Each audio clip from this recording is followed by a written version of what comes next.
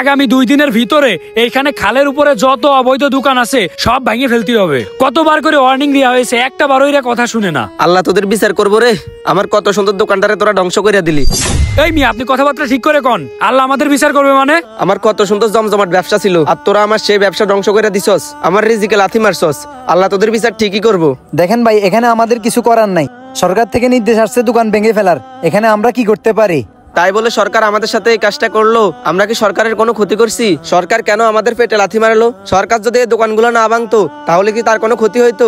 শুধু শুধু কেন দোকানগুলো ভাঙতাছে? ভাই, সরকার কি আপনারা কইছে এখানে খালের উপরে দোকান উঠাইতে? এই জায়গা কি আপনার? আপনি খালের উপরে সরকারি জায়গা দখল করে দোকান কেন উঠাইছেন? এই জায়গা তো সরকারের জায়গা, তো আর আপনার না। জায়গা আমার না তো কি হয়েছে?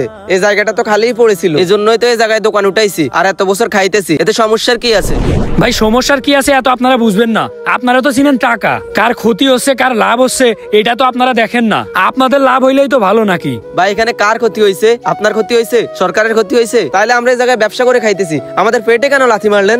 ভাই, আমার দোকানটা কি না ভাঙলে হয় না? সমস্যা নাই, আমি আপনার কিছু টাকা দিয়ে দিবনি। ভাই, এখানে উপর থেকে অর্ডার আসছে, আমার কিছু করার নেই। আর আপনি যে বললেন টাকার কথা, এই টাকার অফার আমারে না দিয়ে আপনি সরকার রেজাইয়ে দেন। আমার কাছে এত বক বক করে লাভ নেই। এই স্থাপনাগুলো ভাঙা হচ্ছে সরকার থেকে। ভাই, আমরা কি আর সরকারের কাছে যাইতে পারবো? জানেন, এই বিল্ডিংটা না অনেক কষ্ট করে উঠাইছি। আপনাদের কি একটু মায়া হচ্ছে না? এই মিয়া, আপনার প্রতি মায়া দেখাই আমার কোনো লাভ আছে? অনেক মায়া দেখাইছি, আর মায়া দেখাইতে পারবো না। মানুষের ক্ষতি করে আপনার লাভ করাবো নাকি? এ ভাই, আপনি বারবার করছেন এই জায়গায় মানুষের ক্ষতি করি, মানুষের ক্ষতি করি। আমি কার ক্ষতি করছি? আমি তো এই জায়গায় ব্যবসা করে খাই। আপনি কার ক্ষতি করতেছেন এটা বুঝতেছেন না, তাই না? এই যে খাল বন্ধ করে রাখছেন, এই খাল বন্ধ করার কারণে কত মানুষের ক্ষতি হচ্ছে এটা কি জানেন? কত মানুষের ক্ষতি হয়েছে মানে? কার ক্ষতি হয়েছে আপনি একজনরে দেখান তো। আপনি বুঝতেছেন না তাই না কার ক্ষতি হচ্ছে? চলেন আপনারা দেখাচ্ছি। চলেন চলেন। এ মেয়ে, আপনার সমস্যা কি? আপনি এই জায়গায় পানির ভিতরে আমার আনলেন কেন? আচ্ছা ভাই, আপনিই বলেন এটা কি? এটা একটা রাস্তা। আর ওই সাইডে ওইটা কি? ওইটা স্কুল। কোন অংশে বোঝা যাচ্ছে যে এটা একটা রাস্তা আর ওইটা একটা স্কুল? এখানে এত জলাবদ্ধতা হওয়ার কারণ কি জানেন? এই আপনাদের মতো লোকের কারণে এখানে এত জলাবদ্ধতা হয়। এ মেয়ে, কথাবার্তা ঠিক করে বলেন, আমরা কি করছি?